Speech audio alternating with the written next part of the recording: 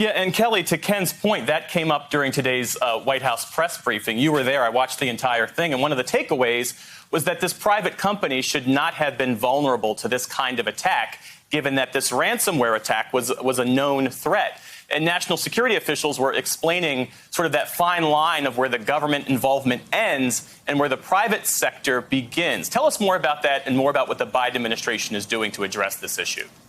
Well, and there are people in the cybersecurity area who say there should be care about blaming the victims, so to speak, the corporations, entities, state and local governments, hospital systems that have been attacked by ransomware, in this case, a giant energy company.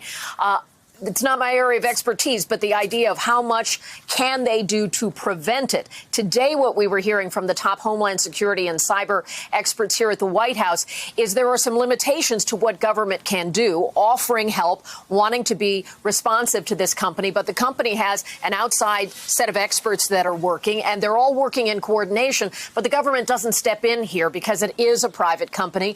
And much of the infrastructure in the United States is held in these private companies. So the vulnerabilities are a great concern. At the same time, they also spoke about the need to address this internationally for that example you gave of getting on an airplane, going and robbing banks somewhere, how to get international partners to not harbor these cyber criminals. The president was asked about the Russia implications here. Is DarkSide acting just as a criminal enterprise, or is it somehow with the blessing, knowledge, or direction of the Kremlin? The president said so far the intelligence is not telling him that the Russian government is behind it, but he holds open that possibility as the investigation unfolds. And he pointed out, he said in his most definitive terms that we've heard yet, Jeff, I will be meeting with Vladimir Putin, said President Biden today, and that this would be the kind of issue that they would discuss.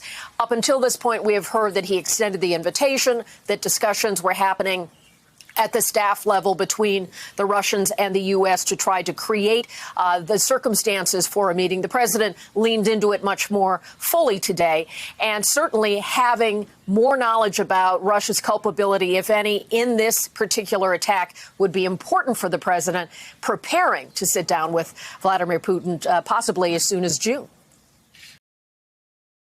Hey, thanks for watching our YouTube channel. You should know that you can follow today's top stories and breaking news and catch up on your favorite MSNBC shows all in one place.